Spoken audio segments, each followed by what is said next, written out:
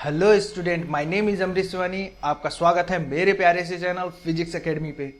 Last lecture में हम लोग डाइपोल मूवमेंट से रिलेटेड क्वेश्चंस कर चुके थे, डाइपोल मूवमेंट से रिलेटेड टॉपिक्स पढ़ चुके थे और आज हम यहाँ पर लेकर के आए हैं इलेक्ट्रिक फ्लक्स से रिलेटेड लेक्चर। और इसके जस्ट बाद वाला जो लेक्चर होगा हमारा गॉस लॉ पे होगा। ठीक है, तो आज हम यहाँ बात करेंगे किसके बारे में? इलेक्ट्रिक फ्लक्स के बारे में। उससे पहले हम एक टॉपिक कवर करेंगे क्योंकि उसे समझने के लिए हमें पता होना चाहिए कि एरिया एक वेक्टर है। ठीक है, तो उसे समझने के लिए आइए पहले हम यहां देखते हैं एरिया वेक्टर। ठीक है, तो आइए स्टार्ट करते हैं। एरिया वेक्टर, हम यहां पर यह बता रहे हैं कि एरिया एक वेक्टर क्वांटिटी है। तो वेक्टर क्वांटिटी है तो कैसे उसका हम डायरेक्शन डिफाइन करते हैं, ये सब चीजें हम यहां पर देखेंगे। ठीक है, तो आइए, ये हमारे पास क्या है? ये एक्स एक्सिस है और ये क्या है? Y axis. ठीक है, और ये क्या है? एक जेड एक्सिस। ठीक है, हम मान लेते हैं एक्स वाई प्लेन पर एक स्क्वायर है जिसका साइड क्या है? एल है। ठीक है, ओके। अगर हम इसकी एरिया की बात करें तो हम अभी तक हमें पता था कि इसका एरिया जो होता है वो क्या है? L square. अभी तक क्या, आगे भी यही है, एल स्क्वायर ही होगा। बट हम जब यहां पर यह बोल रहे हैं कि एरिया एक वेक्टर क्वांटिटी है तो उसका डायरेक्शन भी होगा। तो उसके डायरेक्शन को हम कैसे डिफाइन करेंगे वो हम यहां पर देखेंगे। ठीक है, तो एरिया एक क्या है? Vector quantity. वेक्टर ए से हम रिप्रेजेंट कर रहे हैं इसे। ठीक है, एरिया एक वेक्टर क्वांटिटी है।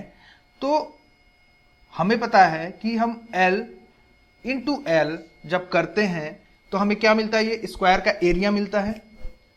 तो यानी कि ये क्या है? वेक्टर एल, और ये भी क्या है? Vector L.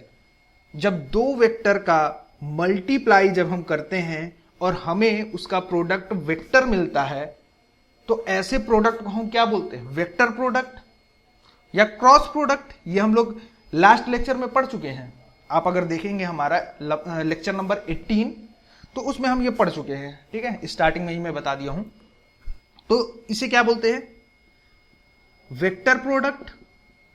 ठीक है, या क्रॉस प्रोडक्ट। ओके, और हम ये भी देख चुके थे लास्ट लेक्चर में कि हमारे पास अगर दो वेक्टर है ए एंड बी और इन दोनों के बीच का एंगल थीटा है तो ए क्रॉस बी की जो वैल्यू होती थी, जो मैग्नीट्यूड होता था, वो क्या होता था? Mod A mod B sine theta. समझ में आ रहा है? ये हम लोग देख चुके थे कि ए क्रॉस बी जब हम करते थे, इन दोनों का जब मल्टीप्लाई करते थे, यानी कि इन दोनों का जब वेक्टर प्रोडक्ट हम निकालते थे तो वो हमें क्या मिलता था? Mod A mod B sine theta. और इसका जो डायरेक्शन था, मान लेते हैं कि इन दोनों के प्रोडक्ट से एक तीसरा वेक्टर सी आ रहा है, तो इस वेक्टर सी का जो डायरेक्शन था, वो हम लोग कैसे लेते थे? राइट हैंड थंब रूल से। हम लोग क्या करते थे? राइट हैंड को, जैसे ए क्रॉस बी निकालना है तो ए से बी की तरफ हम फिंगर को क्या करते थे? कर्ल करते थे, मोड़ते थे ऐसे। तो थंब का जो डायरेक्शन था वो हमें डिनोट करता था इस वेक्टर सी का डायरेक्शन। और मैं वहां पे बता चुका था कि अगर ये ए से बी की तरफ हम लोग क्या कर रहे हैं? इसको कर्ल कर रहे हैं, तो ये जो थंब का डायरेक्शन है वो वेक्टर सी के डायरेक्शन को रिप्रेजेंट कर रहा है। यानी कि ये क्या है? प्लेन के आउटवर्ड डायरेक्शन में। समझ में आ रहा है? इसका जो, इन दोनों का जो प्रोडक्ट आ रहा है वेक्टर सी, उसका जो डायरेक्शन होगा वो क्या होगा? इस प्लेन के, ए बी प्लेन के क्या होगा? परपेंडिकुलर डायरेक्शन में, या तो आउटवर्ड होगा या तो इनवर्ड होगा। समझ में आ रहा है? ए क्रॉस बी करते थे तो आउटवर्ड होगा और बी क्रॉस ए करेंगे तो इनवर्ड होगा। देखिए, बी क्रॉस ई तो क्या होगा? डायरेक्शन इनवर्ड होगा। समझ में आ रहा है? तो यहां से हम डायरेक्शन भी कैलकुलेट कर चुके थे, किसका? ए क्रॉस बी का। और उसकी मैग्नीट्यूड क्या थी? Mod A mod B sine theta. Theta क्या था? दोनों वेक्टर के बीच का एंगल। अब हम आते हैं हम अपने इस वाले पोर्शन पे। ठीक है, आइए इसको यहां देखते हैं। इतनी चीजें तो याद है, अगर नहीं याद है तो यहां मैंने क्लियर कर दिया है आपको। ठीक है, अब यही कंसेप्ट हम लोग यहां पर लेकर के चलेंगे। आइए, ये क्या है? वेक्टर ए, और ये क्या है? Vector L cross vector L. इन दोनों का हम क्या कर रहे हैं? क्रॉस प्रोडक्ट निकाल रहे हैं। ठीक है। तो इन दोनों का क्रॉस प्रोडक्ट क्या होगा, मॉड एल साइन थीटा, और थीटा क्या होगा, इन दोनों के बीच का वेक्टर, इन दोनों के बीच का एंगल, क्या है एंगल, यही है। थीटा कितना है, 90 डिग्री है कि नहीं। पुट कर दो यहां पर, क्या होगा, L into L sine 90 degree, sine 90 degree, ये कितना हो जाएगा, एल स्क्वायर, साइन 90 की वैल्यू क्या होती है 1, तो एल स्क्वायर आ गया। ये हमारा क्या आ गया, मॉड ऑफ वेक्टर ए आ गया, ये मैग्नीट्यूड आ गया। जो हम लोग अभी तक लिख रहे थे वो मैग्नीट्यूड लिख रहे थे, बट इसका डायरेक्शन क्या होगा, डायरेक्शन वैसे ही निकालेंगे जैसे हम लोग इसका निकाल रहे थे। समझ में आ रहा है, डायरेक्शन हम वैसे ही निकालेंगे जैसे हम इसका निकाल रहे थे। तो आइए निकालते हैं। यहां पर क्या है, एल क्रॉस एल हम लोग कर रहे हैं, तो यहां पर एल क्रॉस एल करते हैं और इसे हम एरिया वेक्टर को क्या करते हैं, वेक्टर फॉर्म में लिखते हैं। ठीक है, वेक्टर फॉर्म में कैसे लिखेंगे आइए देखते हैं। मतलब हमें ये तो मैग्नीट्यूड दे रखा है, और जब इसे हम वेक्टर फॉर्म में लिखेंगे तो यहां पर हमारा क्या होना चाहिए, एक यूनिट वेक्टर होना चाहिए। समझ में आ रहा है, यूनिट वेक्टर यूज करेंगे। कौन सा यूनिट वेक्टर, वैसा यूनिट वेक्टर जिसका डायरेक्शन इस एरिया वेक्टर के अलोंग होगी। समझ में आया, तो आइए हम लोग यहां पर करते हैं। देखिए यहां पर हम क्या करें, एल क्रॉस एल कर रहे हैं, तो हम अपने क्या करते हैं, राइट हैंड थंब रूल से एल पे रखते हैं और इसे फिंगर को कर्ल करते हैं। कर्ल कर रहे हैं, थंब का डायरेक्शन क्या है, आउटवर्ड डायरेक्शन, इस प्लेन के आउटवर्ड डायरेक्शन में। समझ आ रहा है, यानी कि एक्स वाई प्लेन के परपेंडिकुलर डायरेक्शन में जो एक्सिस है कौन सा है, जेड एक्सिस, यानी कि उसी के अलोंग इस एरिया का डायरेक्शन होगा, एरिया वेक्टर का डायरेक्शन होगा। यानी कि वेक्टर ए का जो डायरेक्शन होगा जेड एक्सिस के अलोंग होगा कि नहीं। और जेड एक्सिस के अलोंग जो यूनिट वेक्टर होता है वो हमें पता है, वो क्या होता है, के कैप। मिल गया हमें, ये देखिए ये हमें मिल गया, यूनिट वेक्टर हमें मिल गया जेड एक्सिस के अलोंग।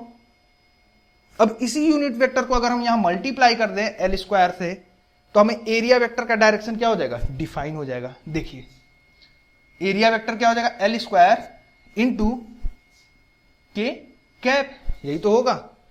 यानी कि हमें यहां पर मैग्नीट्यूड भी मिल गया और एरिया वेक्टर का डायरेक्शन भी मिल गया, जो कि क्या है, जेड एक्सिस के अलोंग है। देखिए दे दिया हमें डायरेक्शन भी, तो यहां से हमें मिल गया एरिया वेक्टर। अब यहां पर देखिए कि एरिया वेक्टर का डायरेक्शन ये होगा या अंदर वाला होगा, क्योंकि ये प्लस जेड है और ये अंदर की तरफ क्या है, माइनस जेड। समझ में आ रहा है, माइनस जेड डायरेक्शन होगा। ठीक है, तो दोनों ही हो सकता है, हम कुछ नहीं कर सकते हैं, हम लोग कुछ नहीं कह सकते हैं। एल हम लोग यहां से यहां कर्ल करें या फिर हम इसे ऐसे एल क्रॉस एल ऐसे करें, डायरेक्शन क्या होगा, यही होगा, परपेंडिकुलर डायरेक्शन। तो प्लस के भी हो सकता है और माइनस के भी हो सकता है, अंदर वाला डायरेक्शन भी हो सकता है। यानी कि हम इसे ऐसे भी लिख सकते हैं, एरिया वेक्टर को एल स्क्वायर माइनस के कैप, माइनस के कैप, ये भी लिख सकते हैं। ठीक है, दोनों ही सही है। ठीक है, मतलब हमें यहां से एक चीज पता चल गया, एक कंसेप्ट पता चल गया कि एरिया क्या है, एक वेक्टर क्वांटिटी है। तो उसका अभी तक जो हम लोग वैल्यू लिख रहे थे वो मैग्नीट्यूड लिख रहे थे, और एरिया अगर वेक्टर क्वांटिटी है तो उसका डायरेक्शन क्या होगा, एरिया का जो प्लेन है उसके परपेंडिकुलर डायरेक्शन में। समझ में आया, ये एरिया किस प्लेन में है, एक्स वाई प्लेन में, तो एरिया वेक्टर का जो डायरेक्शन होगा इसके परपेंडिकुलर, यानी कि जेड एक्सिस के अलोंग। जेड एक्सिस क्या है, इन दोनों एक्सिस के क्या है, परपेंडिकुलर। तो जेड एक्सिस के अलोंग इस प्लेन के क्या है, परपेंडिकुलर। समझ में आया, एरिया वेक्टर का डायरेक्शन। अब वैसे ही एक क्वेश्चन हम करते हैं, यहां पर देख लेते हैं। इसको रब कर देता हूं, पहले आप इसे नोट कर लीजिए। ठीक है, अपने नोटबुक में इसे आप नोट कर लीजिए, फिर मैं इसे रब कर देता हूं। ठीक है, हो गया, अब मैं इसे रब कर देता हूं। आगे बढ़ते हैं, क्वेश्चन करेंगे। क्वेश्चन क्या है, एक छोटा सा क्वेश्चन कर लेंगे जिससे आपको क्लियर हो जाए कि एरिया वेक्टर का डायरेक्शन क्या होगा। ठीक है, तो आइए देखते हैं। आइए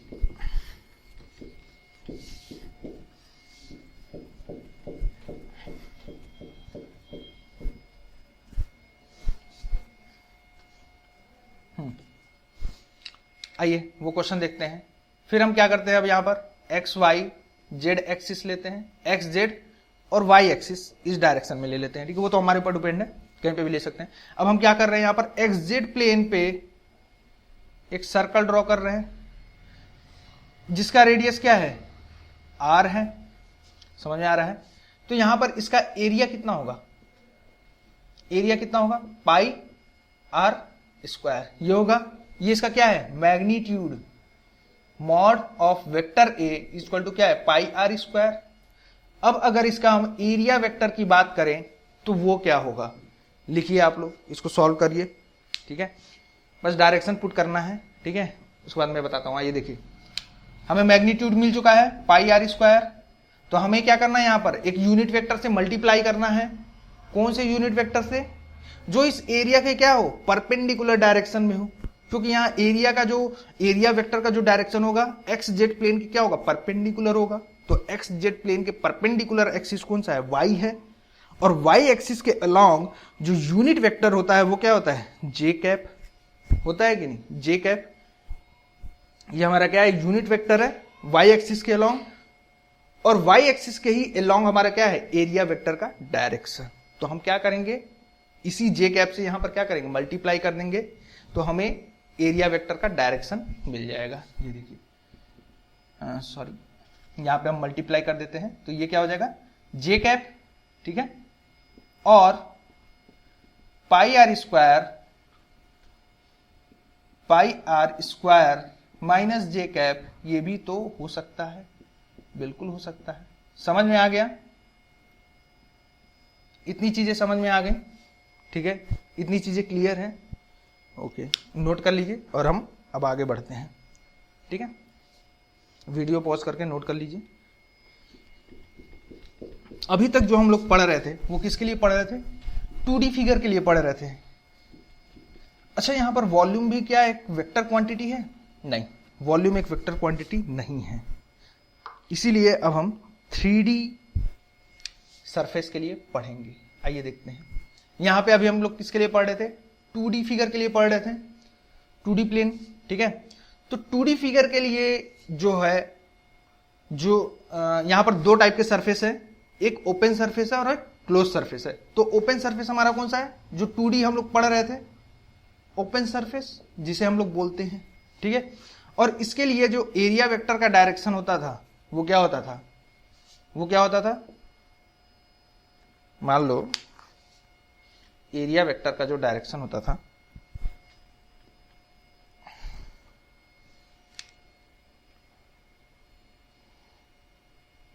हाँ, एरिया वेक्टर का जो डायरेक्शन होता था वो क्या होता था, perpendicular to the vector A and vector B.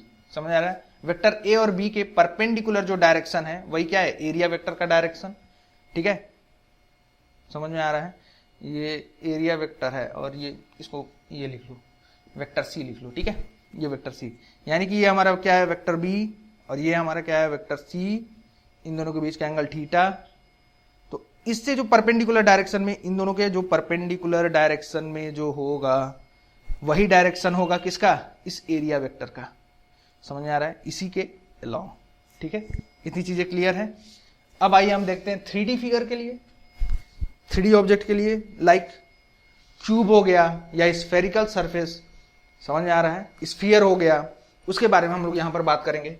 उस टाइप के सरफेस को हम लोग क्या बोलते हैं, क्लोज्ड सरफेस, ठीक है।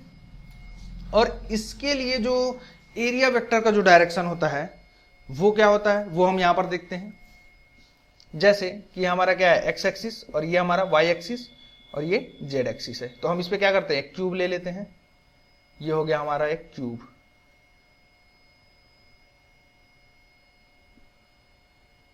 ठीक है, ये हो गया। अब ये है हमारा सरफेस, ये दूसरा सरफेस, ठीक है, और ये अंदर वाला ये तीसरा सरफेस, ठीक है, और ये बॉटम वाला, इसको हम मान लेते हैं सरफेस 4, ठीक है। ये 1 2 और ये 3 और ये 4 और ये सामने वाला 5, समझ में आ रहा है, और अंदर वाला क्या है, 6 है। समझ में आ गया, 6 सरफेस है यहां पर। तो इसके लिए एरिया वेक्टर क्या होगा, तो अगर हम सरफेस ए की बात करें तो इसके लिए एरिया वेक्टर का डायरेक्शन क्या होगा, यहां पर 2 होगा, एक इधर होगा और एक अंदर भी तो होगा। समझ आ रहा है, इस सरफेस के परपेंडिकुलर एरिया वेक्टर का डायरेक्शन, तो एक ये होगा और एक अंदर होगा, लेकिन अंदर वाला नहीं लेना यहां पर। यहां पर यही बता रहा है कि हमारे पास अगर क्लोज सरफेस है तो एरिया वेक्टर का जो डायरेक्शन होगा हमेशा क्या होगा, आउटवर्ड नॉर्मल होगा। समझ में आ रहा है, समझ में आ रहा है, ये क्या बोल रहा है, outward normal to the surface जो डायरेक्शन है वही हमारा क्या होगा, एरिया वेक्टर का डायरेक्शन। ठीक है, तो यहां पर दूसरे सरफेस के लिए क्या होगा, ये वाला डायरेक्शन होगा, थर्ड सरफेस के लिए ये वाला डायरेक्शन। ठीक है, फोर्थ के लिए ये डायरेक्शन। समझ में आ रहा है, आउटवर्ड, अंदर की तरफ नहीं जाएगा, अंदर की तरफ एरिया वेक्टर का डायरेक्शन नहीं होगा यहां पर। किसके लिए, 3D सरफेस के लिए, मतलब क्लोज्ड सरफेस के लिए। ठीक है, समझ में आ रहा है। तो आउटवर्ड नॉर्मल जो डायरेक्शन है वही हमारा क्या होगा, इस सरफेस का एरिया वेक्टर का डायरेक्शन होगा। इस सरफेस के एरिया वेक्टर के डायरेक्शन क्या होगा, आउटवर्ड नॉर्मल। ठीक है, तो एरिया वेक्टर, तो इसलिए यहां एरिया वेक्टर का जो डायरेक्शन है उसको कैसे डिफाइन किया गया, area vector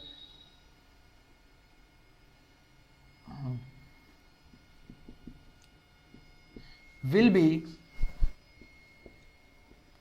consider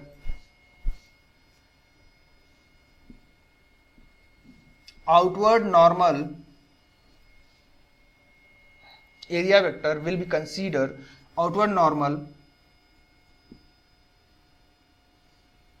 to the surface.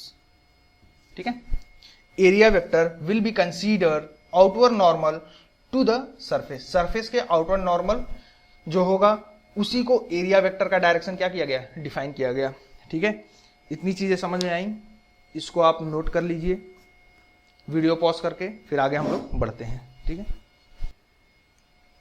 अब हम लोग बात करते हैं अपने इलेक्ट्रिक फ्लक्स पे। ठीक है, आइए इलेक्ट्रिक फ्लक्स पे बात करते हैं। आई होप आप लोगों को एरिया वेक्टर समझ में आ गया होगा। एरिया तो पहले से ही पता था किसी भी चीज का एरिया कैसे निकालते हैं, लेकिन उसका डायरेक्शन क्या होगा वो आपको यहां क्लियर हो चुका होगा। ठीक है, तो आइए अब हम लोग बढ़ते हैं इलेक्ट्रिक फ्लक्स की तरफ। ठीक है, तो सबसे पहले हम इसे डिफाइन कर देते हैं कि इलेक्ट्रिक फ्लक्स होता क्या है। Electric flux is the measure of number of electric field lines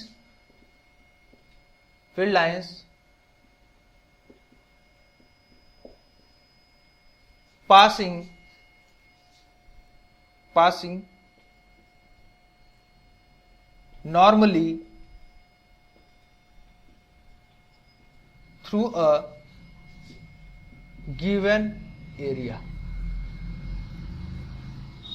Electric flux is the measure of number of electric field lines passing normally through a given area. It is denoted by phi.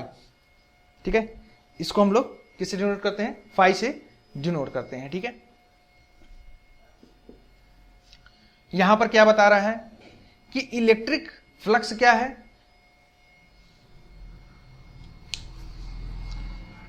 एक given area है। जैसे ये हमारा क्या है, ये एक given area है, इसके नॉर्मली इससे परपेंडिकुलर डायरेक्शन में जितने भी इलेक्ट्रिक फ्लक्स लाइन आ रहे हैं, इसको पास कर रहे हैं, क्रॉस कर रहे हैं। समझ में आ रहा है, ऐसे जितने भी इलेक्ट्रिक फील्ड लाइन क्या कर रहे हैं, इसको क्रॉस कर रहे हैं।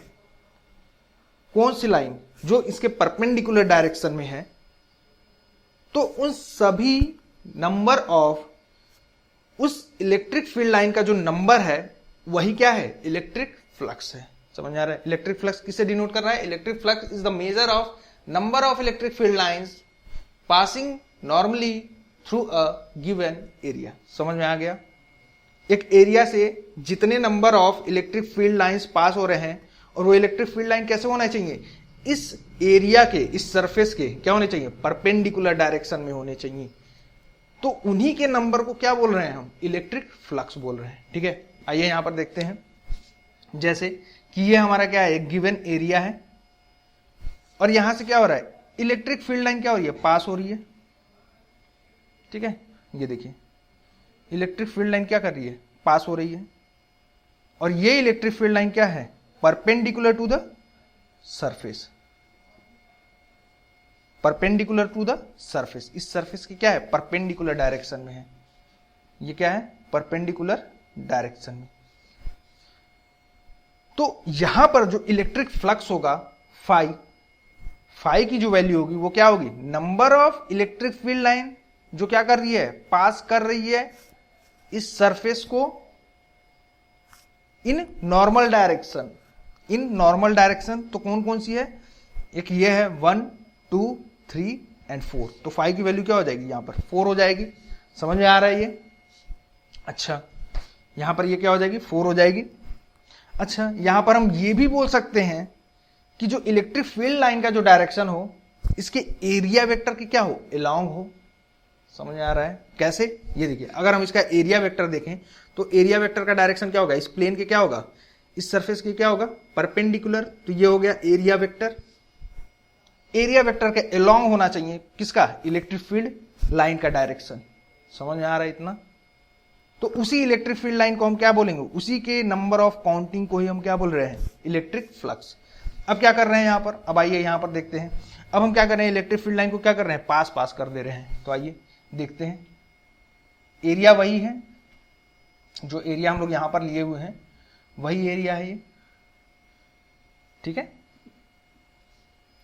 अब हम लोग क्या कर रहे हैं, इलेक्ट्रिक फील्ड लाइन को पास कर देते हैं। ये देखिए,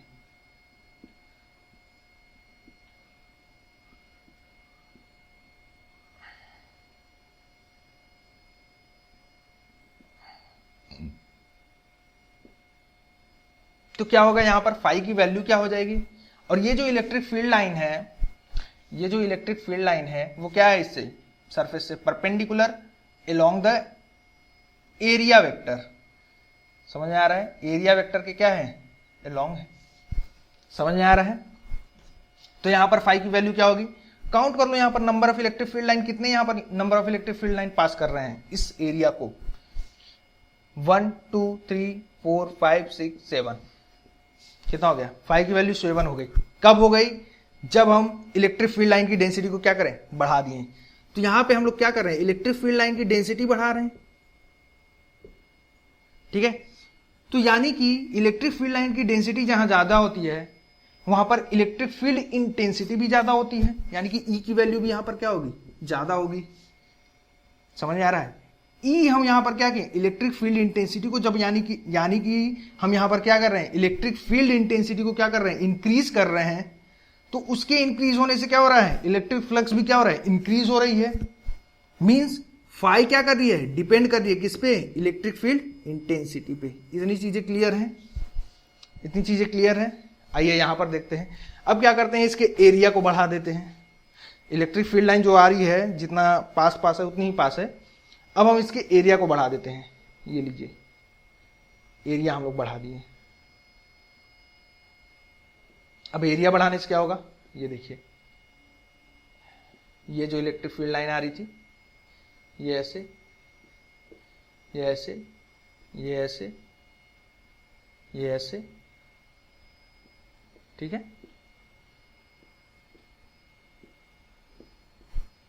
तो वैसे ही सारी लाइन क्या होंगी, इससे पास होंगी।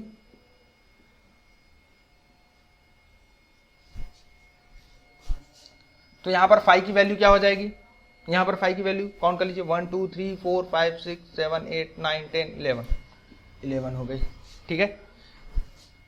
यहां पर क्या हो गई, 11 हो गई। क्यों 11 हो गई, क्योंकि यहां पर एरिया को क्या कर दिए, इंक्रीज कर दिए। एरिया को इंक्रीज करते ही क्या हो गया, फाई की वैल्यू भी क्या हो गई, बढ़ गई। यानी कि फाई किस पे डिपेंड कर रही है, एरिया पे भी डिपेंड कर रही है। समझ में आ रहा है, फाई जो है किस पे डिपेंड कर रहा है, एरिया पे भी डिपेंड कर रहा है, इलेक्ट्रिक फील्ड इंटेंसिटी पे डिपेंड कर रहा है और एरिया पे डिपेंड कर रहा है। तो यहां से हम इसका फॉर्मूला दे सकते हैं। कैसे, यहां पर देखिए, इसको मैं रब कर देता हूं, इसको नोट कर लीजिए, फिर मैं इसको रब कर देता हूं, ठीक है। देखिए इसका फॉर्मूला हम कैसे दे सकते हैं, यहां से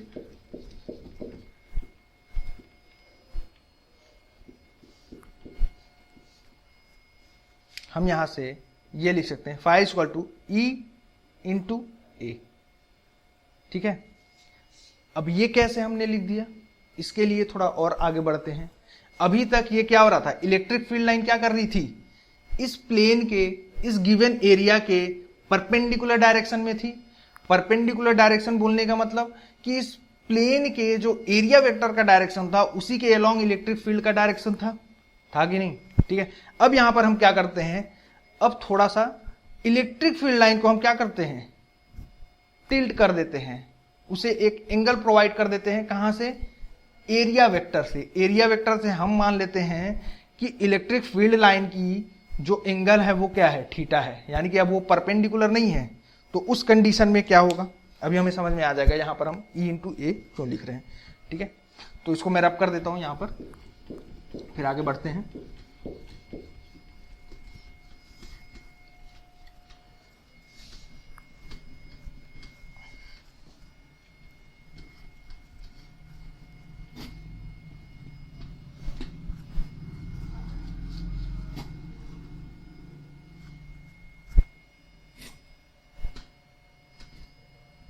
ठीक है, आइए देखते हैं।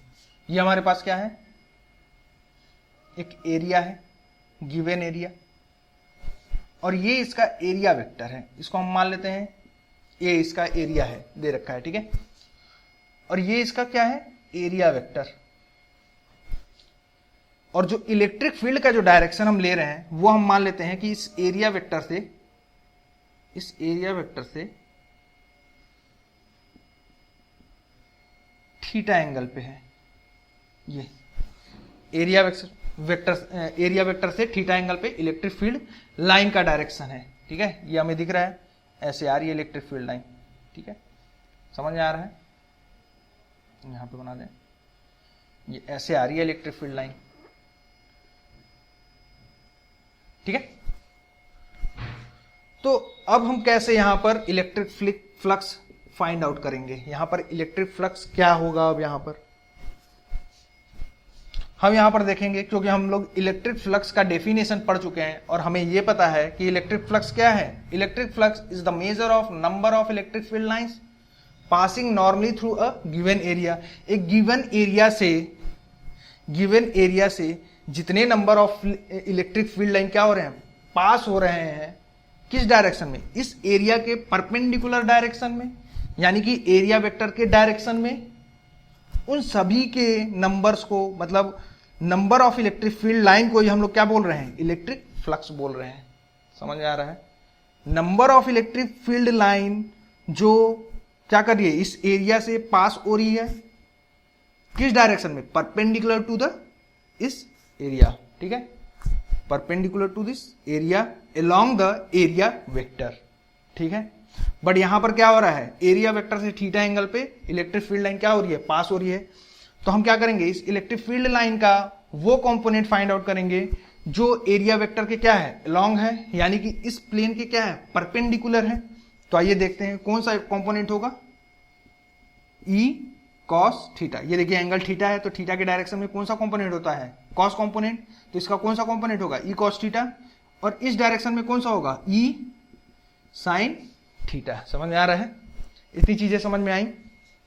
तो अब हम यहां से जो फाई की वैल्यू है वो क्या लिख सकते हैं, ई के जगह पर क्या हो जाएगा, ये E cos theta and into A.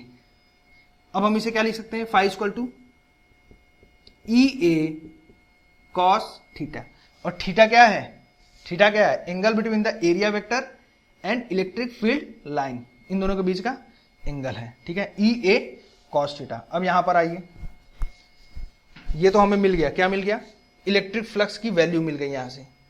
ठीक है, अच्छा इलेक्ट्रिक फ्लक्स क्या है, स्केलर क्वांटिटी है, ये एक स्केलर क्वांटिटी, इसको फाई से डिनोट भी करते हैं, और it is a scalar quantity. ठीक है, ये एक स्केलर क्वांटिटी है। ठीक है, समझ आए। अब आइए आगे बढ़ते हैं, यहां पर थोड़ा सा हम लोग डिस्कशन करते हैं, फिर ये हमें क्लियर हो जाएगा कि यहां पर इसकी वैल्यू क्या होगी। आइए मान लेते हैं हमारे पास, लास्ट लेक्चर में हम लोग पढ़ चुके हैं कि हमारे पास जब एक वेक्टर ए है और ये दूसरा वेक्टर बी है जो कि एक दूसरे से थीटा एंगल पे है। समझ आ रहा है, जो वेक्टर ए से थीटा एंगल पे है, तो इन दोनों का अगर हम डॉट प्रोडक्ट निकालें तो वो क्या होगा, ए डॉट बी क्या होगा, mod A mod B cos theta, ये होगा, या A B cos theta, A dot B की वैल्यू होगी। अब आइए यहां पर, ये क्या है, E A cos theta, E A cos theta. तो क्या इस ई ए कॉस थीटा को हम लोग ई डॉट ए लिख सकते हैं, vector E dot vector A लिख सकते हैं कि नहीं? आइए, तो फाई को हम क्या लिख सकते हैं, vector E dot vector A. समझ में आ रहा है कहां से आया ये ई ए कॉस थीटा? यानी कि हम ये बोल सकते हैं कि ई क्या है, एक वेक्टर क्वांटिटी, और ए एरिया भी हमारा क्या है, एक वेक्टर क्वांटिटी है। तो दो वेक्टर क्वांटिटी का जब हम लोग क्या करते हैं, स्केलर प्रोडक्ट करते हैं या डॉट प्रोडक्ट करते हैं, तो उसकी वैल्यू क्या आती है, ई ए कॉस थीटा। और इसको हम रिवर्स में क्या लिख सकते हैं, vector E dot vector A. समझ में आया ये? तो फाई की वैल्यू क्या हो गई, vector E dot vector A, या हम लोग फाई की वैल्यू क्या लिख सकते हैं, ई ए कॉस थीटा। इतनी चीजें क्लियर है, इतनी चीजें क्लियर है। आगे बढ़े यहां से, वीडियो पॉज करके इसे नोट कर लीजिए, फिर आगे हम लोग बढ़ते हैं।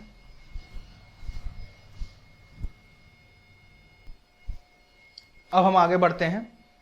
फाई की वैल्यू हम लोग कैलकुलेट कर चुके थे। फाई इक्वल टू क्या है, ई ए कॉस थीटा, या फाई क्या है, it is the scalar product of electric field and area vector. समझ में आ रहा है, ये क्या है, स्केलर प्रोडक्ट है किसका, इलेक्ट्रिक फील्ड और एरिया वेक्टर का, जिसका मैग्नीट्यूड क्या है, ई ए कॉस थीटा, जिसकी वैल्यू क्या है, E A cos theta. Direction तो होगा नहीं, ये क्या है, स्केलर क्वांटिटी है ना फाई, तो इसका डायरेक्शन नहीं होगा। ठीक है, तो आइए आगे बढ़ते हैं। केस 1 हम लोग लेते हैं, जिसमें थीटा क्या है, 0 डिग्री। थीटा 0 डिग्री होने का क्या मतलब है, ये हमारा क्या है, प्लेन है, ये हम मान लेते हैं ये प्लेन है हमारा। ठीक है, और ये क्या है, एरिया वेक्टर का डायरेक्शन। समझ में आ रहा है, ये हमारा एक गिवन एरिया है, और ये क्या है, एरिया वेक्टर का डायरेक्शन। तो थीटा 0 होने का मतलब क्या है, थीटा 0 होने का मतलब क्या है कि इलेक्ट्रिक फील्ड का भी डायरेक्शन क्या है, एरिया वेक्टर के अलोंग है। क्योंकि हम लोग जो थीटा की वैल्यू ले रहे थे, जो थीटा की वैल्यू ले रहे थे, वो एरिया वेक्टर से ही तो ले रहे थे। ये वेक्टर ए था, ये वेक्टर ए था, और ये क्या था, वेक्टर ई, और इन दोनों के बीच का एंगल क्या था, थीटा, ये तो था। समझ में आ रहा है, तो यहां पर क्या है, एरिया वेक्टर का डायरेक्शन ये है प्लेन के परपेंडिकुलर डायरेक्शन में, और उसी के अलोंग क्या है हमारा, इलेक्ट्रिक फील्ड का डायरेक्शन। ये है हमारा इलेक्ट्रिक फील्ड का डायरेक्शन।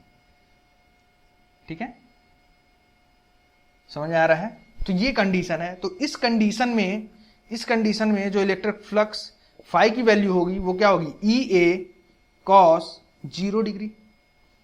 समझ में आ रहा है, ई ए कॉस 0 डिग्री, और कॉस 0 डिग्री की वैल्यू क्या होती है, 1। तो इसे हम क्या लिख सकते हैं, ई इंटू ए। और वही मैं अभी तक क्या कर रहा था, लिख रहा था इसमें, जब डेफिनेशन के साथ लिखा था। केस 2 हम लोग देखते हैं। केस 2 जब थीटा क्या है, 90 डिग्री है। समझ आ रहा है, थीटा क्या है, 90 डिग्री। 90 डिग्री होने का क्या मतलब है, 90 डिग्री होने का मतलब यह है कि जो इलेक्ट्रिक फील्ड का जो डायरेक्शन है वो एरिया वेक्टर से 90 डिग्री पे ऐसे ऐसे है। यही बना करके दिखा देता हूं मैं, या यहां बना करके दिखा देते हैं। ये देखिए हमारा क्या है, एरिया है, गिवन एरिया, एरिया वेक्टर का डायरेक्शन ये, ठीक है, एरिया वेक्टर का डायरेक्शन ये परपेंडिकुलर टू प्लेन। ठीक है, और इलेक्ट्रिक फील्ड का जो डायरेक्शन है वो ये है, ये, यानी कि इलेक्ट्रिक फील्ड जो है ऐसे आ रही है, ये ऐसे, ये ऐसे। तो इन दोनों के बीच का जो एंगल होगा वो कितना होगा, 90 डिग्री। तो यहां पर रख देते हैं, फाई की वैल्यू क्या होगी, ई ए कॉस 90, और कॉस 90 की वैल्यू क्या होगी, 0। कॉस 90 की वैल्यू क्या होगी, 0। तो इसलिए फाई की वैल्यू क्या हो जाएगी, यहां पर 0 हो जाएगी। इलेक्ट्रिक फ्लक्स की वैल्यू क्या हो जाएगी इस कंडीशन में, 0 हो जाएगी। समझ में आ रहा है, इतनी चीजें समझ में आ रही हैं। ठीक है, आइए कुछ क्वेश्चंस देख लेते हैं हम लोग। इतना क्लियर हो गया, आप इसे अपने कॉपी में नोट कर लीजिए, वीडियो पॉज करके नोट कर लीजिए, मैं इसे रब कर देता हूं। ठीक है, ओके। हो गया। आइए अब इसे रफ कर देते हैं और हम लोग थोड़ा सा क्वेश्चन प्रैक्टिस कर लेते हैं, एक दो क्वेश्चन देखेंगे, उसके बाद से आगे हम लोग बढ़ेंगे कहां पर, क्लोज सरफेस के लिए। ये तो हम ओपन सरफेस के लिए देख रहे हैं। ओपन सरफेस के लिए अगर हमें इलेक्ट्रिक फ्लक्स फाइंड आउट करना है, अच्छा इलेक्ट्रिक फ्लक्स समझ में तो आया ना क्या है, किसी भी प्लेन से किसी भी गिवन एरिया से जितने number of electric field line क्या हो रहे हैं, पास हो रहे हैं, और उन इलेक्ट्रिक फील्ड लाइन का जो डायरेक्शन होना चाहिए वो क्या होना चाहिए, परपेंडिकुलर टू द प्लेन, या हम लोग दूसरे लैंग्वेज में क्या कह सकते हैं, along the area vector. Area vector के क्या होना चाहिए, अलोंग होना चाहिए। उसी number of electric field line को क्या कहेंगे हम, इलेक्ट्रिक फ्लक्स, जो पास हो रही है इसमें से, एरिया से जो पास हो रही है, जितनी इलेक्ट्रिक फील्ड लाइन पास हो रही है वही क्या है, इलेक्ट्रिक फ्लक्स। उसे नाम दे दिया गया है कि वो क्या है, इलेक्ट्रिक फ्लक्स है। ठीक है, बस इतनी चीजें क्लियर हैं। अब आइए हम लोग क्वेश्चन पे आते हैं, क्वेश्चन देखते हैं। ठीक है, इसको मैं रब कर देता हूं। अब आइए क्वेश्चन देखते हैं।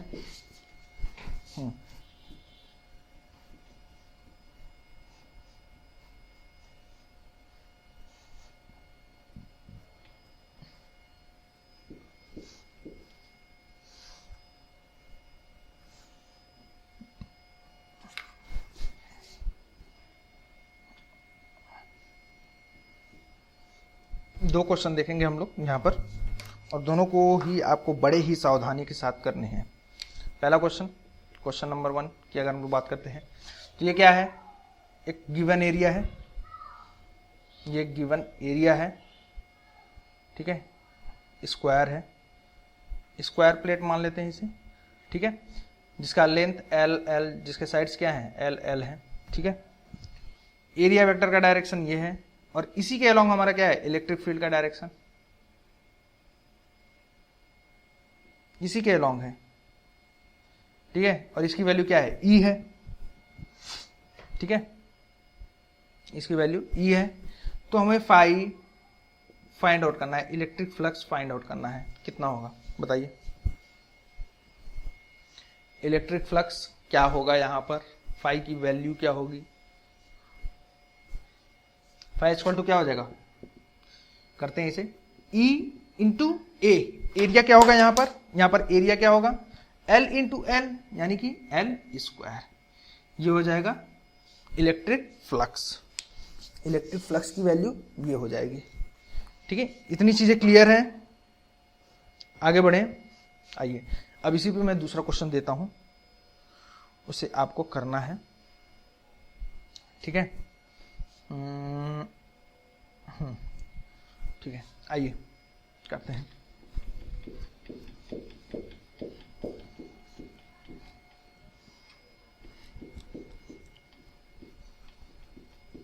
नेक्स्ट क्वेश्चन है, नेक्स्ट क्वेश्चन की बात कर रहे हैं तो नेक्स्ट क्वेश्चन हमारे लिए ये रहा। ये हमारा गिवन एरिया। ठीक है, और ये हमारा क्या है, उसका सेंटर एक्सिस मान लीजिए, और इलेक्ट्रिक फील्ड का जो डायरेक्शन है वो कुछ ऐसा है।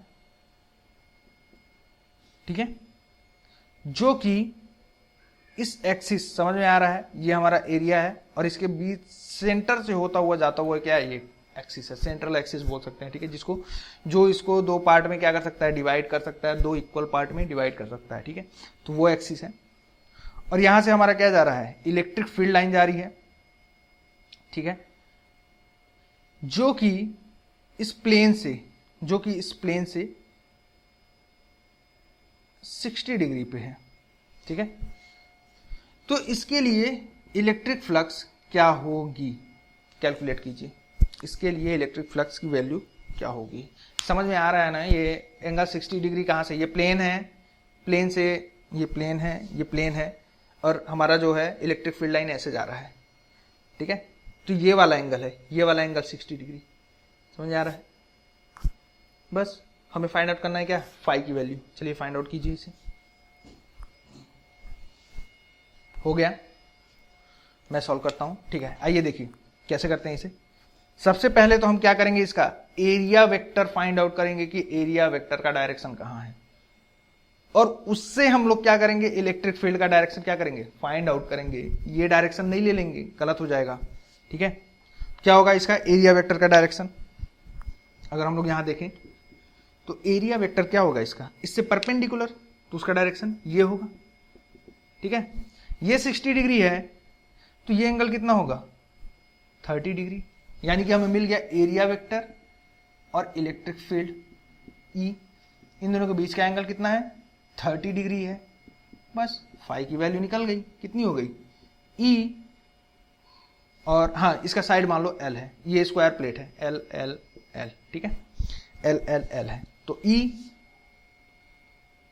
L L, एरिया कितना हो जाएगा, L इंटू L हो जाएगा, यानी कि L स्क्वायर, ठीक है, into cos theta, cos theta क्या हो जाएगा, कॉस 30 डिग्री, यही तो होगा, अरे यही तो होगा, ई ए कॉस थीटा, तो ई लिख दिया, ए कितना हो जाएगा, L स्क्वायर हो जाएगा, इंटू कॉस थीटा यानी कि कॉस 30 डिग्री, तो ई L स्क्वायर कॉस 30 डिग्री की वैल्यू कितनी होगी, √3/2, तो ये आ गई √3/2, ये हो गया हमारा आंसर।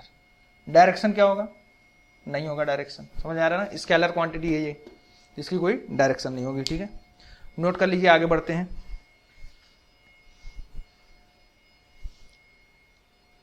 ठीक है, अब आगे बढ़ते हैं हम लोग, रब कर देता हूं मैं इसे। ठीक है,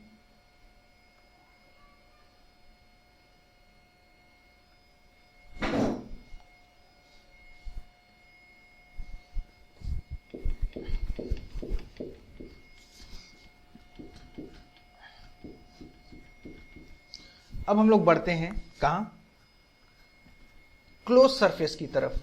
क्लोज सरफेस के लिए हम लोग इलेक्ट्रिक फ्लक्स कैसे फाइंड आउट करेंगे, क्लोज सरफेस के लिए अगर हम लोग इलेक्ट्रिक फ्लक्स फाइंड आउट करना चाहते हैं तो वो कैसे फाइंड आउट करेंगे, आइए करते हैं। हाँ, ये है हमारा क्या, एक्स एक्सिस, और ये है हमारा वाई एक्सिस, और ये जेड एक्सिस है। ठीक है, मान लेते हैं हमारे पास क्या है, एक ट्यूब है, एक हमारे पास क्या है, ट्यूब, ये ट्यूब है जिसके साइड क्या है, L L L L L L, ये इसको मिटा दो थोड़ा सा, ठीक है, समझ में आ रहा है, डैश डैश डैश शो कर देते हैं इसे, हाँ ये X, ठीक है, साइड्स क्या है, L L L, समझ में आ रहा है, क्यूब है ये ट्यूब। ठीक है, तो हमें यहां पर क्या फाइंड आउट करना है, फाई की वैल्यू, फाई कितना होगा, अगर इलेक्ट्रिक फील्ड का डायरेक्शन क्या है, ये वाला डायरेक्शन है, ये डायरेक्शन है इलेक्ट्रिक फील्ड का। ठीक है, यूनिफॉर्म इलेक्ट्रिक फील्ड है। ठीक है, ये डायरेक्शन है इलेक्ट्रिक फील्ड का, समझ में आ रहा है, ऐसे पास करते हुए चला जा रहा है यहां से। ठीक है, समझ में आ रहा है। ठीक है, अब इसके लिए हमें 5 की वैल्यू क्या करनी है, फाइंड आउट करनी है, तो कैलकुलेट कीजिए, आइए कैलकुलेट करते हैं। आइए, ये एक सरफेस है, ठीक है, इसको हम लोग दे देते हैं नाम सरफेस 1, ये एक सरफेस है सेकेंड सरफेस, इसको 2 दे देते हैं, इसे हम लोग 3 दे देते हैं, इसे हम लोग 4 दे देते हैं, और ऐसे ही क्या होगा, ये आगे वाला 5 होगा और पीछे वाला 6 होगा। समझ में आ रहा है, तो ऐसे हमारे पास कितने सरफेस है, 6 सरफेस हैं, और उन्हीं 6 सरफेस की वजह से इलेक्ट्रिक फ्लक्स क्या होगा यहाँ पर आएगा। तो उन सबके लिए हम लोग यहाँ पर कैलकुलेट करेंगे। सबसे पहले सरफेस 1 के लिए देखते हैं, तो इसके लिए φ1 डिनोट करते हैं, तो φ1 के लिए इलेक्ट्रिक फील्ड इलेक्ट्रिक फ्लक्स कितना होगा, E इंटू ए, एरिया कितना होगा यहाँ पर, L L L L L L L, सब क्या है, क्यूब है तो L होगा पूरा साइड, तो E इंटू L स्क्वायर। ठीक है, एरिया वेक्टर का डायरेक्शन यहां पर क्या है, ये जो सरफेस है इसके आउटवर्ड नॉर्मल डायरेक्शन में एरिया वेक्टर का डायरेक्शन होगा। इलेक्ट्रिक फील्ड का डायरेक्शन क्या है, ये है, देखिए ये है इलेक्ट्रिक फील्ड का डायरेक्शन, और ये है इसके एरिया वेक्टर का डायरेक्शन। दोनों के बीच का एंगल कितना है, 180 डिग्री, है कि नहीं, है कि नहीं, तो कॉस 180 डिग्री और इसकी वैल्यू क्या हो जाएगी माइनस ई एल स्क्वायर, यही होगी। कॉस 180 की वैल्यू क्या होगी -1, तो ये क्या हो जाएगा ई एल स्क्वायर। φ1 की वैल्यू आ गई। चलिए φ2 की निकालते हैं। φ2 क्या है, φ2 ये वाला सरफेस है, एरिया वेक्टर का डायरेक्शन यही तो होगा इस सरफेस के परपेंडिकुलर डायरेक्शन में। तो इस सरफेस के लिए जो एरिया वेक्टर का डायरेक्शन होगा ये होगा, इलेक्ट्रिक फील्ड का डायरेक्शन ये, दोनों के बीच का एंगल कितना है 90 डिग्री। तो φ2 कितना हो जाएगा ई एल स्क्वायर, समझ में आ रहा है, साइड तो एल है, कॉस 90 की वैल्यू 0, तो ये क्या हो गया 0 हो गया। अच्छा φ3 की वैल्यू फाइंड आउट करते हैं। φ3 क्या है ये वाला है, तो इसके लिए भी सेम होगा। ये देखिए एरिया वेक्टर का डायरेक्शन क्या होगा नॉर्मल, आउटवर्ड नॉर्मल, तो नीचे की तरफ ये हो गया एरिया वेक्टर का डायरेक्शन। इलेक्ट्रिक फील्ड का डायरेक्शन ये, दोनों के बीच का एंगल 90, तो ये भी क्या हो जाएगा 0। 4 पे आते हैं, φ4 कैलकुलेट करते हैं। φ4 पे क्या होगा, इलेक्ट्रिक फील्ड का डायरेक्शन ये और इसके एरिया वेक्टर का डायरेक्शन क्या होगा यही होगा। यहां पर क्या होगा 4 के लिए, इस वाले पोर्शन के लिए डायग्राम बना देते हैं। इसके लिए इलेक्ट्रिक फील्ड का डायरेक्शन ये है और एरिया वेक्टर का भी डायरेक्शन यही है। तो थीटा क्या है यहां पर 0 डिग्री, थीटा क्या है 0 डिग्री। तो यहां पर क्या हो जाएगा E L square cos 0 degree और इसकी वैल्यू कितनी आ गई ई एल स्क्वायर, φ4 की वैल्यू आ गई। अच्छा 5 की देखें, φ5 की अगर देखें, ये वाला प्लेन है, ये वाला प्लेन, यानी कि ये प्लेन है, ये वाला प्लेन, तो एरिया वेक्टर का डायरेक्शन क्या है ये वाला है 5। एरिया वेक्टर का डायरेक्शन ये होगा, इलेक्ट्रिक फील्ड का डायरेक्शन ये, तो दोनों के बीच का एंगल कितना होगा 90 डिग्री। ये देख लो, अरे ये देखो ये है एरिया वेक्टर का डायरेक्शन, इसके लिए एरिया वेक्टर का डायरेक्शन ये और इलेक्ट्रिक फील्ड का डायरेक्शन ये, तो इन दोनों के बीच का एंगल कितना होगा 90 डिग्री। तो इसके लिए भी क्या हो जाएगा φ5 की भी वैल्यू क्या हो जाएगी 0, φ6 के लिए भी क्या हो जाएगी 0 हो जाएगी। एरिया वेक्टर का डायरेक्शन क्या होगा अंदर की, उधर पीछे की साइड, उधर की साइड होगा। इलेक्ट्रिक फील्ड का डायरेक्शन ये, दोनों के बीच का एंगल कितना होगा 90 डिग्री। तो 5 और 6 दोनों के लिए भी इलेक्ट्रिक फ्लक्स जो होगा वो क्या होगा 0। समझ में आ रहा है, क्यों, क्योंकि थीटा की वैल्यू क्या है 90 डिग्री है। समझ में आ रहा है, इतनी चीजें समझ में आई। φ1 पता चल गया, φ2 पता चल गया, φ3, φ4, φ5, φ6, ठीक है, समझ में आ गया। तो ये हमें मिल गए इलेक्ट्रिक फ्लक्स की वैल्यू। अब यहां पर नेट इलेक्ट्रिक फ्लक्स क्या होगा, अगर हम यहां पर नेट इलेक्ट्रिक फ्लक्स की बात करें तो वो कितनी होगी, यहीं पर निकाल देते हैं। तो फाई नेट इक्वल टू क्या हो जाएगा φ1 प्लस φ2 प्लस φ3 प्लस φ4 φ6, ठीक है, ऐसे होगा 4 5 और प्लस φ6 ये होगा। तो क्या होगी इसकी वैल्यू, φ1 की वैल्यू कितनी है, अगर φ1 की वैल्यू की बात करें तो माइनस ई एल स्क्वायर, φ2 की वैल्यू 0, φ3 की वैल्यू 0, φ4 की वैल्यू ई एल स्क्वायर है, तो plus E L square plus, और बाकी चीजें क्या है 0 हैं, तो ये क्या है माइनस ई एल स्क्वायर, ये क्या है प्लस ई एल स्क्वायर, ये कितना हो जाएगा 0 हो जाएगा। समझ में आ रहा है, नेट इलेक्ट्रिक फ्लक्स कितना हो जाएगा 0 हो जाएगा। समझ में आया, तो यहां पर हमें मिल गया नेट इलेक्ट्रिक फ्लक्स कितना मिल गया 0 मिल गया।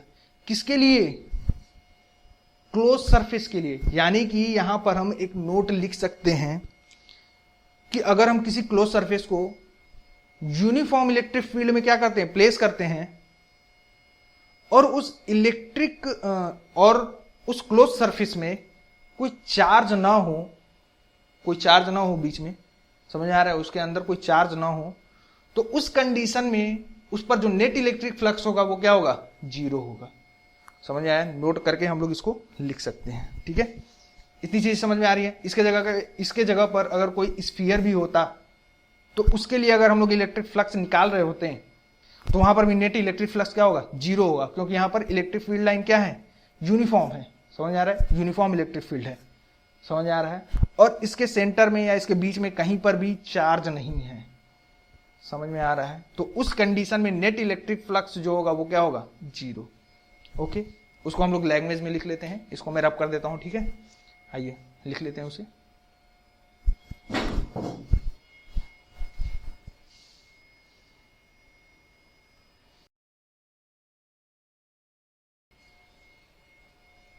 नेक्स्ट हम लोग बात करते हैं किसके लिए, स्फीयर के लिए। ठीक है, मान लेते हैं हमारे पास क्या है, एक स्फीयर है, ठीक है, जिसका रेडियस r है, ठीक है, और इसके सेंटर में जो है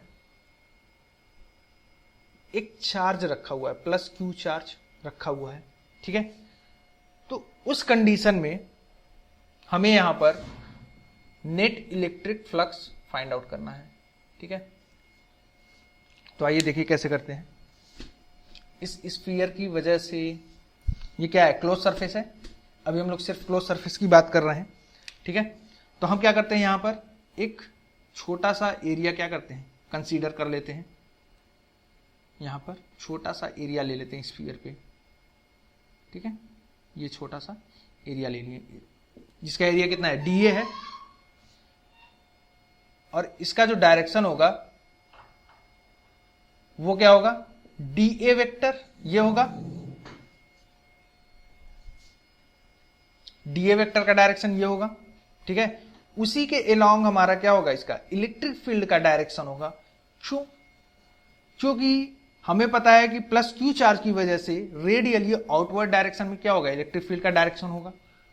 तो अगर इस एरिया की बात करें तो इस पर क्या होगा, इलेक्ट्रिक फील्ड का डायरेक्शन ये होगा, यही होगा। ठीक है, तो इस एरिया पर जो इलेक्ट्रिक फ्लक्स होगा वो हम मान लेते हैं क्या है, डी फाई है। तो डी फाई इक्वल टू हम क्या लिख सकते हैं, ई इंटू डी ए, ये लिख सकते हैं ई डी ए कॉस थीटा। और डी ए वेक्टर और इलेक्ट्रिक फील्ड वेक्टर का जो डायरेक्शन है वो दोनों सेम है, तो इस वजह से यहां पर थीटा की जो वैल्यू होगी वो क्या होगी, 0 डिग्री। तो डी फाई की वैल्यू क्या हो जाएगी, ई d A cos 0 degree, E d A, ये आ गया हमारा क्या, डी फाई की वैल्यू। ठीक है, ऐसे ही अगर हम छोटे छोटे एरिया के लिए डी फाई की वैल्यू कैलकुलेट कर लें और इस पूरे सरफेस के लिए net electric flux find out करें, तो हम क्या लिख सकते हैं, net electric flux equal to d phi इस एरिया के लिए प्लस डी फाई दूसरे एरिया के लिए, यहां पर ले लिया जो, plus d phi third area के लिए। ऐसे ही पूरे सरफेस पे डी ए एरिया हम लोग ले लेते हैं, और उन सब की वजह से यहां पर इलेक्ट्रिक फ्लक्स डी फाई क्या करते हैं, कैलकुलेट कर लेते हैं, और उन सबको ऐड कर दें तो net electric flux find out हो जाएगा हमें इस स्फीयर पे। समझ में आ रहा है, इस स्फीयर पे हमें नेट इलेक्ट्रिक फ्लक्स क्या होगा, फाइंड आउट हम लोग कर सकते हैं। तो हम क्या कर रहे हैं, उसको ऐड कर रहे हैं। तो एडिशन का एक दूसरा तरीका है क्या, इंटीग्रेशन ऑफ डी फाई, ये भी क्या डिनोट करेगा, नेट इलेक्ट्रिक फ्लक्स। ठीक है, डी फाई की वैल्यू हम लोग कैलकुलेट कर चुके हैं, वो कितनी है, ई इंटू डी ए। तो आइए यहां पर रख देते हैं, यहां पर देख लेते हैं, फाई नेट इक्वल टू कितना होगा, net electric flux equal to कितना हो जाएगा, integration of E d phi, यही होगा, E d A, sorry E d A. ठीक है, वेन वेयर ई क्या है, कांस्टेंट है, तो कांस्टेंट होने की वजह से नेट इलेक्ट्रिक फ्लक्स जो होगा वो क्या होगा, इंटीग्रेशन, ई को क्या कर लेंगे, बाहर ले लेंगे, ई इंटीग्रेशन ऑफ डी ए, ये हो जाएगा हमारा नेट इलेक्ट्रिक फ्लक्स, जब ई क्या है, कांस्टेंट है। ठीक है, वैसे एक्चुअली में जो हमारा एक्चुअल फॉर्मूला होगा वो हमारा क्या होगा, ये वाला होगा, और इसको हम लोग ऐसे लिख सकते हैं, net electric flux is equal to integration of vector E dot d A, ये लिख सकते हैं। क्योंकि यहां पर क्या है, यहां पर क्या है, वेक्टर ई और वेक्टर डी ए, यानी कि एरिया वेक्टर और इलेक्ट्रिक फील्ड लाइन का जो डायरेक्शन है वो क्या है, सेम है। इलेक्ट्रिक फील्ड लाइन का जो डायरेक्शन है वो एरिया वेक्टर के क्या है, अलोंग है, इसलिए यहां पर थीटा क्या है, 0 डिग्री है। और इस कंडीशन की वजह से हम phi net equal to integration of E d A लिख रहे थे। लेकिन जब हमें जर्नल इक्वेशन लिखना है, जर्नल फॉर्मूला लिखना है, तो उसके लिए हम क्या लिख सकते हैं, phi net equal to integration of vector E dot vector d A. समझ आ रहा है, छोटे से एरिया के लिए समझ में आ रहा है। ठीक है, ये हमारा क्या है, एक्चुअल फॉर्मूला। ठीक है, तो आज के लिए बस इतना ही। आज हमारा इलेक्ट्रिक फ्लक्स का जो पोर्शन है वो कंप्लीट हो चुका है। अब हम लोग स्टार्ट करेंगे गॉस लॉ, जो हमारा लेक्चर नंबर 19 होगा। ठीक है, सॉरी, नेक्स्ट लेक्चर नंबर 20 होगा, जिसमें हम लोग गॉस लॉ के बारे में पढ़ेंगे, और एक दो लेक्चर और होंगे जिसमें हम एप्लीकेशन ऑफ गॉस लॉ पढ़ेंगे। ठीक है, और हमारा ये यूनिट क्या हो जाएगा, कंप्लीट हो जाएगा। ठीक है, नेक्स्ट यूनिट, नेक्स्ट चैप्टर हम लोग फिर स्टार्ट करेंगे। ओके, तो आज के लिए बस इतना ही। Stay healthy, stay safe.